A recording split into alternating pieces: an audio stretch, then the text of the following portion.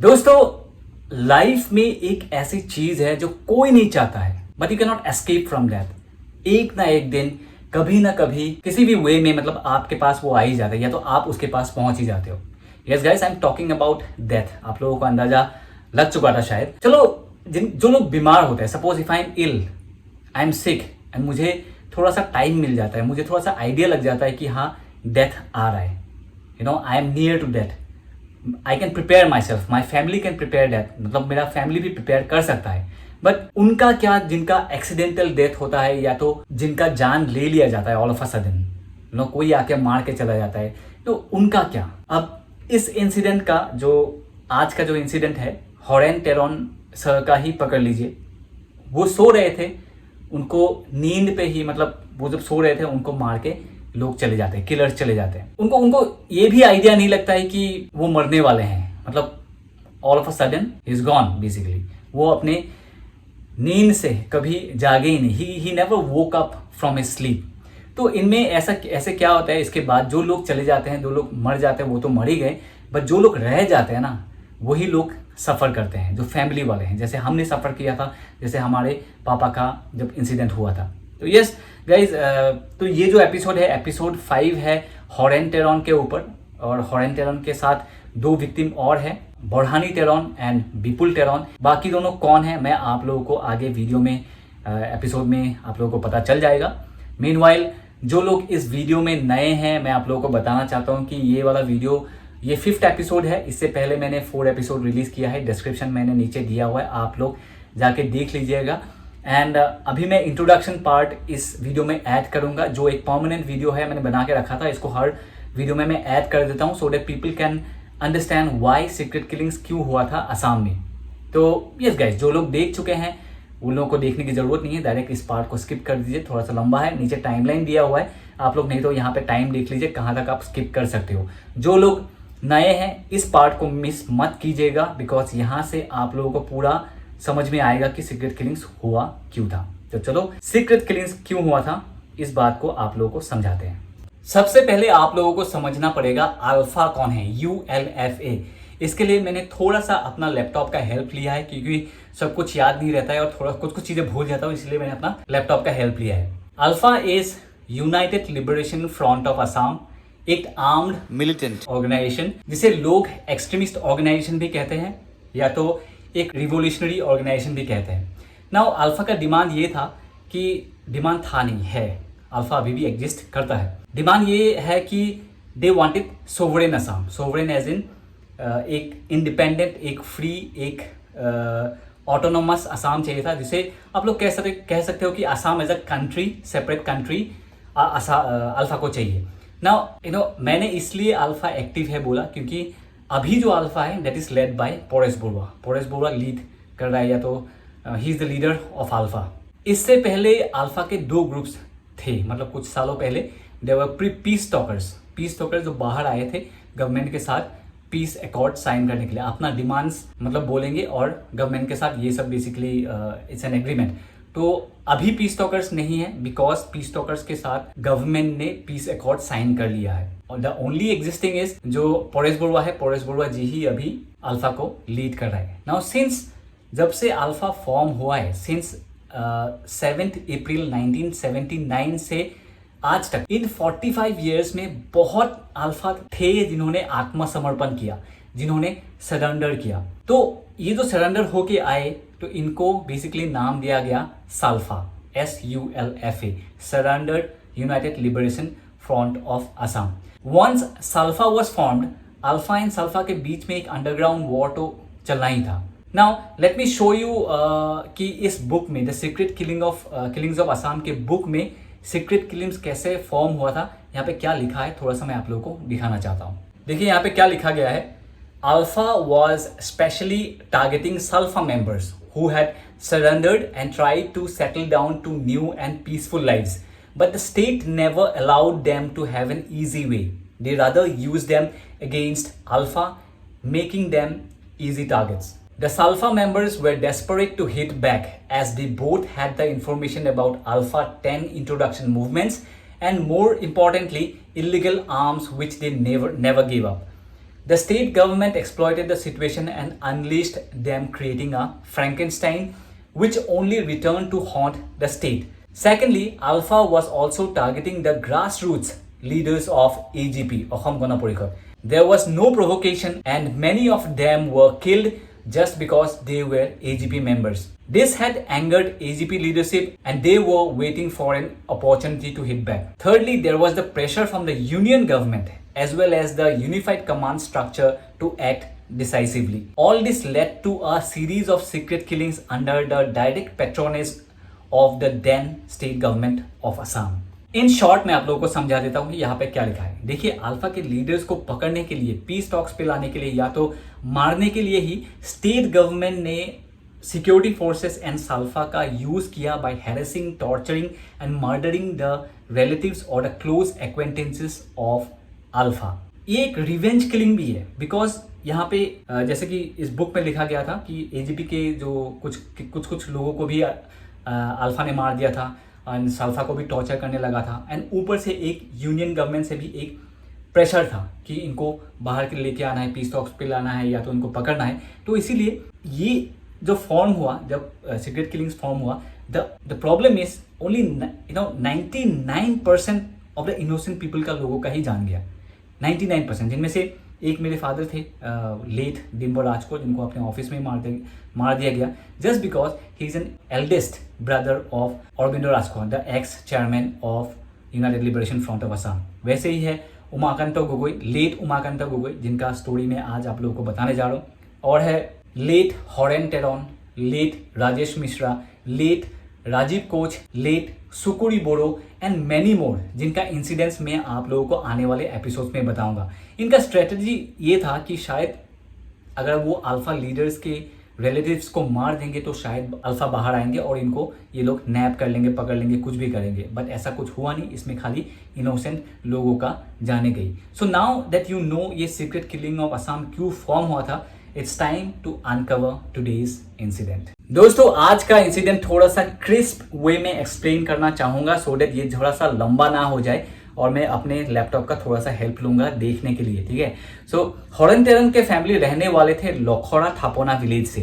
लोखोड़ा पहले गुवाहाटी में एक आउटस्कर्ट्स हुआ करता था, बट आज के दिन में भी आउटस्कर्ट है या नहीं है मुझे पता नहीं, because I am not from Guwahati, but पहले हुआ करता था। बट आज के दिन में मुझे इतना पता है कि लोखोड़ा एक प्राइमरी लोकेशन है गुवाहाटी में और लोखोड़ा थापोना विलेज आता है बोशिस्थ पुलिस स्टेशन के अंदर। हॉरेन टेरन के फैमिली में 6 मेंबर कंसिस्ट करते थे। मैं आप लोगों को दिखाना चाहूंगा, ये है हॉरेन टेरन का फैमिली। हॉरेन टेरन, उनके वाइफ बोरहानी टेरन, उनका बेटा पुटुल टेरन, विपुल टेरन, नीरन टेरन एंड उनका एक बेटी मामोनी टेरन। तो 6 लोग थे उनके वहां पे। तो इनमें से जो नीरन टेरन है ना, जो ये वाला लड़का है नीरन टेरन, उनके फैमिली के साथ नहीं रहता था। वो 200 मीटर दूर अलग से मतलब घर पे रहता था, अपने हिसाब से रहता था।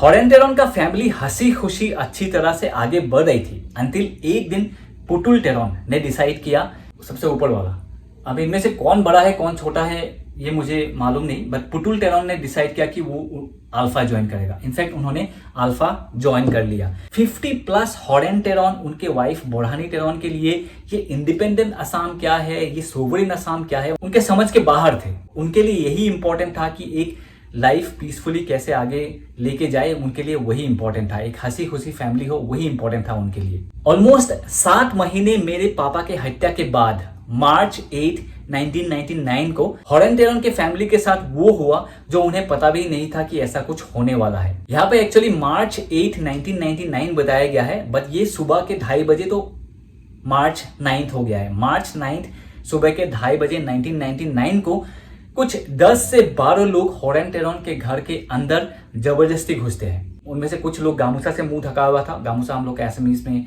एक it's a cultural significance of Assam, एक क्या बोलते हैं, एक जियोग्राफिकल इंडिकेशन का टैग भी मिला है गामूसा। आप लोगों को पता है शायद, इसके बारे में मैं कभी और बोलूंगा।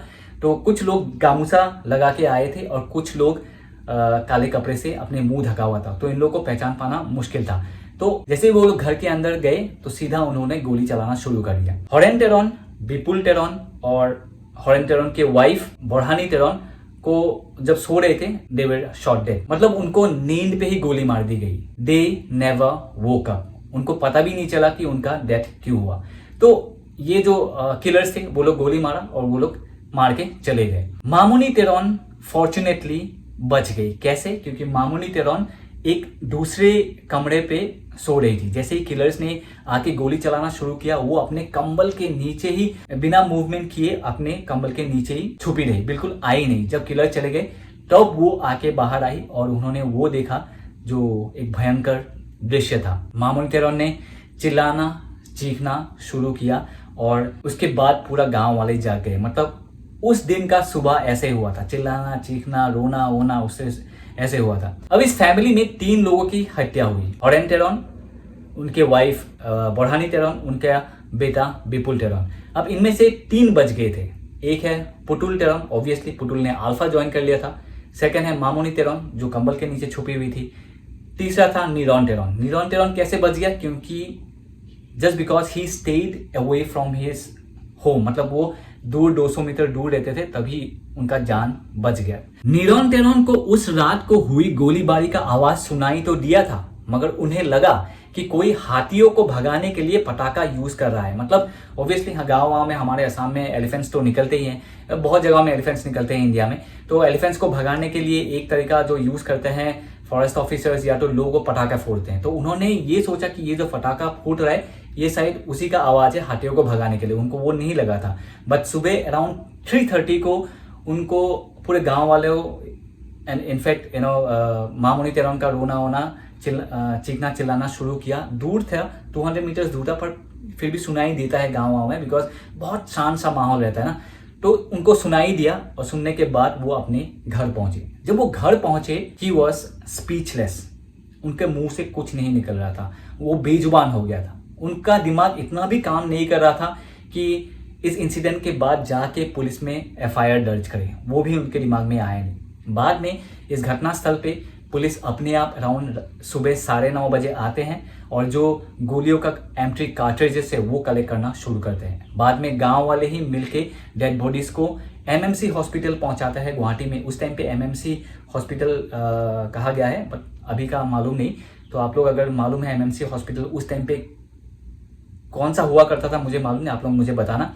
तो पूरा डेड बॉडीज लेके MMC हॉस्पिटल पहुंचाता है पोस्टमार्टम के लिए। ये है इंसिडेंट का रात को क्या हुआ था। नाउ इससे पहले 2 इंसिडेंट्स ऑकर होता है जिसको इंक्वायरी कमीशन ने लिंक किया है। समझ रहे आप? इंक्वायरी कमीशन ने क्यों हुआ ये लिंक करने का कोशिश किया। मैं आप लोगों को बताता हूं एक एक करके। मार्च 7, 1999 शाम के 7 बजे उषा कोर्ट कॉम्प्लेक्स जो जू रोड गुवाहाटी में है, एक सडन फायरिंग हुआ कॉम्प्लेक्स को टारगेट बना के। मतलब उषा कोर्ट सुनने में कोर्ट की जैसा लगता है ना, जैसे उषा कोर्ट मैंने बोला। एक्चुअली उषा कोर्ट एक अपार्टमेंट कॉम्प्लेक्स है जहां पे उस टाइम पे बहुत सल्फा रहा करता था। और वो सल्फा लीडर्स ऐसे वैसे सल्फा लीडर्स नहीं थे, वो अल्फा के लीडर्स हुआ करते थे जो सरेंडर करके वहां पे रहते थे। तो कॉम्प्लेक्स में अटैक किसने किया? सस्पिशन सीधा गया अल्फा के ऊपर। अटैक के बाद सल्फा लीडर्स हाथों में फायर आर्म्स लेके बाहर निकले, मतलब हाथों में गन्स लेके एग्रेसिव मूड में वो लोग बाहर आए थे रिटेलिएट करने के लिए। बट उस टाइम पे कोई मिला नहीं। सो उषा कोर्ट में उस इंसिडेंट के बाद एक सीनियर पुलिस ऑफिसर वहां पे पहुंचे और वहां पे मतलब अपना इंस्पेक्शन करना शुरू किया। बट यहाँ पे इंटरेस्टिंग चीज ये है, बट कोई भी सल्फा मेंबर्स को सवाल नहीं पूछा कि वो लोग गन्स क्यों लेके जा रहे थे, एंड उनको ये करने से रोका भी नहीं। मतलब ऑब्वियसली सल्फा ने सरेंडर किया था, राइट? तो गन्स उनका रखने का अधिकार नहीं था, बट वो लोग फायर आर्म्स इतना लेके बाहर आए थे। तो यही चीज पुलिस ने उनको, उनके जो सीनियर पुलिस ऑफिसर थे उस टाइम पे, उन्होंने ये उनसे पूछा भी नहीं। तो ये एक इंसिडेंट हुआ था, उषा कोर्ट में बेसिकली अटैक किया था। सेकेंड इंसिडेंट हुआ था मार्च 8, 1999 के सुबह 5 बजे। 5 युवक जिनके मुंह ढका हुआ था, जो खुद को पुलिस बता रहे थे, गुवाहाटी के अंबिकागिरी नगर में लोकेटेड कार्बी स्टूडेंट यूनियन के सेक्रेटरी भोगेश्वर टेरॉन के ऑफिस पहुंचे। वो अल्फा लीडर बुबुल इंटी को ढूंढ रहे थे। उन्होंने भोगेश्वर टेरॉन को ब्लाइंडफोल्ड किया और एक अननोन डेस्टिनेशन पे लेके चले गए। वहां एक घर के बेसमेंट में टेरॉन को बुरी तरह टॉर्चर किया। किडनैपर्स को बाबुल इंगती का वेयरअबाउट्स का इंफॉर्मेशन चाहिए था टेरॉन से। कुछ भी इंफॉर्मेशन नहीं निकाल पाने के बाद टेरॉन को उनके ऑफिस के बाहर ड्रॉप किया जाता है बुरी हालत में। भोगेसर टेरॉन अपने रूम मार्च 9 तारीख के सुबह 9 बजे पहुंचता है। उनके वापस आने का खबर उनके हॉस्टल के फ्रेंड्स गीतानगर पुलिस स्टेशन में देती है एंड फिर वहां भोगेसर टेरॉन का इंसिडेंट केस रजिस्टर करवाता है। अब ये दो इंसिडेंट से ये क्लियर होता है कि हॉरेन टेरॉन के फैमिली के हत्या के साथ इसका कुछ तो कनेक्शन है। कैसे, मैं आप लोगों को थोड़ा सा क्रिस्प वे में शॉर्ट में समझा रहा हूं। देखिए 7 तारीख को कुछ लोग उषा कोर्ट में फायरिंग करता है। फायरिंग का सस्पिशन किस पे ऊपर जाता है? अल्फा के ऊपर। एंड गुस्से में काउंटर अटैक करने के लिए अल्फा बाहर तो आते हैं पर वो लोग अटैक नहीं कर पाते। इसीलिए कुछ लोग मार्च 8 तारीख को भोगेसर टेरॉन को किडनैप करते हैं, उनको बुरी तरह टॉर्चर करते हैं और उनको पूछते हैं बाबुल इंगती के बारे में। अब ये बाबुल इंगती का क्या कनेक्शन है हॉरेन टेरॉन के फैमिली के साथ, ये थोड़ा सा आप लोगों को अभी समझ में आएगा। बाबुल इंगती ही पुटुल टेरॉन है। ये पुटुल टेरॉन है ना, पुटुल टेरॉन का दूसरा नाम जो अल्फा में नाम था उस टाइम पे, वो है बाबुल इंगती। तो बाबुल इंगती ही पुटुल टेरॉन था। अब ये काम सल्फा बिना सपोर्ट का तो नहीं कर पाता। किसके सपोर्ट से किया? इस बुक में क्या लिखा है मैं आप लोगों को पढ़ के सुनाता हूँ। The Saikia commission 2 pointed out at the possibility of Salfa and the local police joining hands to kill the 3 members of the family as they believed that Alpha was behind the attack on Usha Court. ये सब तो suspicion और ये possibilities ही बताया गया है। कभी secret killings में कोई गिल्टी प्रूफ नहीं हुआ। चलो आगे पुलिस का रोल आप लोगों को बताता हूँ मैं अभी। पुलिस का रोल तो हमेशा मतलब अंडर द क्लाउड, मतलब कभी भी क्लियर हुआ ही नहीं। पुलिस का रोल सीक्रेट किलिंग्स को लेकर हमेशा क्वेश्चनेबल रहा है। जो ऑफिसर क्राइम स्पॉट पर आए थे उन्होंने ऐसे केसेस में जो अर्जेंसी दिखानी चाहिए थी उन्होंने दिखाई नहीं। जो information Mamuni Tayron and नीरॉन Tayron ने उस पुलिस ऑफिसर को प्रोवाइड की थी उन्होंने नोट डाउन नहीं किया। इनफैक्ट मामूनी टेरॉन उस इंसिडेंट का सोल आई विटनेस थी, फिर भी उनसे कुछ सवाल नहीं पूछा गया। टाउन में हुई उषा कोर्ट घटना में भी पुलिस ने इन्वेस्टिगेशन में कोई अर्जेंसी नहीं दिखाई। भोगेसर टेरॉन जिनको किडनैप किया गया था उनके केस में भी कोई अर्जेंसी या तो कोई आगे मतलब उनका केस बढ़ा ही नहीं। ये इस बात का संकेत हो सकता है कि दोनों इंसिडेंट्स में पुलिस और सल्फा का इन्वॉल्वमेंट का शक है। उषा कोर्ट को किसने अटैक किया था वो कभी पता नहीं चल पाया, मगर पुलिस ने सल्फा लीडर्स को जो सिंपैथी दिखाई वो सिंपैथी टेरॉन के फैमिली को नहीं दिखाई गई। बट इस इंसिडेंट में एक इंसान था जिन्होंने टेरॉन के फैमिली को सपोर्ट किया था और बहुत कुछ चीजें उन्होंने बोली। उनका नाम है लासित बोर्डोलोई। लासित बोर्डोलोई थे चीफ एडवाइजर ऑफ मानव होंग्राम कमिटी, जो एक ह्यूमन राइट्स ऑर्गेनाइजेशन है। वो आई विटनेस तो नहीं थे बट एज अ लीडर उन्होंने इंसिडेंट स्पॉट पे विजिट किया और मामोनी एंड नीरॉन से इंसिडेंट का डिटेल्स लिया। लासित बोर्डोलोई ने टेरॉन फैमिली का श्रद्धा मतलब हम लोग एसएमएस में सार्धो बोलते हैं, तो सार्धो का जो सेरेमनी है वो भी अटेंड किया एंड वहां उन्हें गांव वालों को डिस्कस करते हुए सुना। There too he heard villagers discussing about the families of Babul Ingti and Nirmal Boro, senior leaders of Alpha, which had been attacked by Salfa people residing in the Usha court complex in Guwahati to avenge the Alpha attack on the complex. Basically, Salfa ने Usha court पे हुई attack को बदला लेने के लिए Tayron के family को अटैक किया, ऐसे उनको सुनने में मिला था। Bordoloi had an unambiguous view that the state government had a stand in the rise and the free run given to Salfa those days. मतलब Bordoloi का स्पष्ट मानना था कि उन दिनों स्टेट गवर्नमेंट का हाथ साल्फा के राइज एंड फ्री गतिविधियों में था। उनका विश्वास था कि ऐसे कर्मों के जरिए राज्य सरकार अल्फा के सदस्यों पर दबाव डालना चाहती थी ताकि वो आत्मसमर्पण करे और राज्य के कामकाज को सुविधा से चलाया जा सके।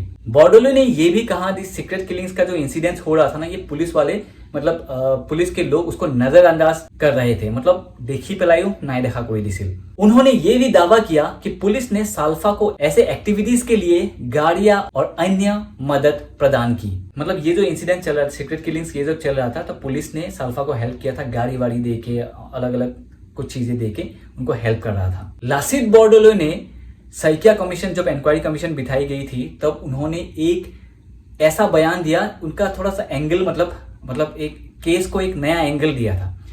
उनके बयान के मुताबिक पुलिस उषा कोर्ट अटैक में मिली हुई हो सकती है। मतलब उषा कोर्ट में जो अटैक हुआ था वो पुलिस ने किया था एंड सल्फा को ये लगा कि शायद अल्फा ने मारा है और अल्फा ने जाके अल्फा के परिवार को मार दिया है। तो इन्होंने यहाँ पे ये लिखा है, उनके बयान के मुताबिक पुलिस उषा कोर्ट अटैक में मिली हुई हो सकती है। उनका मानना था कि पुलिस ने जानबूझकर उषा कोर्ट पर हमला किए ताकि गुस्से में साल्फा अल्फा कैडर के परिवार के सदस्यों पर हमला कर सके। असल में बॉर्डोलो ने एक प्रेस रिलीज भी जारी की थी जिसमें उन्होंने कुछ नाम बताया है, ये नाम मैं ले नहीं सकता, ये मैं ब्लर कर दिया है कहा कि, और कुछ अन्य पुलिस अधिकारियों के नाम लिए थे। हालांकि ये बात अच्छी तरह से जानी हुई है कि पुलिस रेगुलर तौर पर हॉरेन टेरॉन के पास जाती थी और उनके बेटे को आत्मसमर्पण करने के लिए दावा डालती थी, जबकि हॉरेन टेरॉन बार बार अपनी असमर्थता जताते रहे। Neron Teron had told the commission that during their frequent visits, the police had got several blank papers signed by them. तो इस केस में पूरा सपोर्ट खाली लासित बॉर्डोलो का ही था। अब कमीशन ने लास्ट में क्या कहा मैं आप लोगों को वो बताना चाहूंगा। कमीशन ने केस के सभी पहलुओं को देखा, गवाह के बयान और राज्य के सामान्य स्थिति का अध्ययन करने के बाद कमीशन ने कहा कि साल्फा नेता और उषा कोर्ट में रहने वाले कुछ साल्फा लीडर्स है, उन लोगों का नाम मैं बता नहीं सकता, तो उनका नाम लिया गया और बताया गया कि डायरेक्टली और इनडायरेक्टली रूप से हत्या में वो शामिल थे। गुवाहाटी पुलिस भी शामिल थी क्योंकि उन्होंने जानबूझकर जांच में ज्यादा तेजी नहीं दिखाई थी। अब इंग्लिश में क्या लिखा है देखिए, the commission looked into the aspects of the case I after going through the deposition of the witnesses and the overall situation in the state the commission said that SULFA leaders and Usha court residents, नाम नहीं बताऊंगा, were directly or indirectly involved in the killings. Even Guwahati police had been involved, for they had deliberately not shown much alacrity in carrying out the investigations. अब तक तो आप लोगों को समझ में आ गया होगा कि देखिए सर्किया कमीशन ने एक इंक्वायरी कमीशन, एक जेन्युइन इंक्वायरी कमीशन तो बिठाई थी, मगर इस कमीशन ने खाली सस्पेक्ट किया या तो किसी को मतलब पकड़ नहीं पाया, बिकॉज जिनको पकड़ना था उनके अगेंस्ट कोई एविडेंस ही नहीं था। डायरेक्टली और indirectly SULFA, state government and police का इन्वॉल्वमेंट तो बताया गया, बट इनके अगेंस्ट कोई एविडेंस ही नहीं था टू प्रूव देम गिल्टी। तो अल्टीमेट रिजल्ट इस केस में भी कोई पकड़ा नहीं गया। हुआ तो क्या हुआ, पुटुल टेरॉन का 3 family members, innocent family members का जाने चली गई। उस टाइम पे पुटुल टेरॉन जो बाबुल इंती है, जो अल्फा है, उस टाइम पे उनको भी कुछ नहीं हुआ था, बट बाबुल इंती को भी 5 महीने बाद, बिकॉज वो अल्फा थे, तो 5 महीने बाद गुवाहाटी सिटी में उनको पुलिस ने मार दिया। सो दैट्स इट गाइस, ये था हॉरेन टेरॉन, बोरहानी टेरॉन एंड बिपुल टेरॉन का इंसिडेंट। मैंने जितना हो सके इन्फॉर्मेशन निकाल के आप लोगों को इस इंसिडेंट के बारे में बताया। अगर आप लोगों को और इंसिडेंट सुनना है आप लोग कमेंट सेक्शन में बताइएगा। मैं वैसे कुछ और एपिसोड्स तो डेफिनेटली लाऊंगा, बट यही है कि मेरा एक प्रॉब्लम है कि मुझे लैपटॉप का हेल्प लेना पड़ता है, बिकॉज एसएमईज में जो मैं बोल पाता मैं हिंदी में बोल नहीं पाता हूँ। मुझे सोचने के लिए बहुत टाइम लगता है, वर्ड्स इमीडिएटली नहीं आता है, तो मैं थोड़ा सा लैपटॉप का हेल्प ले लेता हूँ। आई होप ये वाला इंसिडेंट आप लोगों को समझ में आया। अगर नहीं आया तो मुझे कमेंट सेक्शन में बताना, तो उस हिसाब से मैं आप लोगों को समझाने की कोशिश करूंगा। आज के लिए इतना ही। बाय बाय, टेक केयर, जय हिंद एंड जय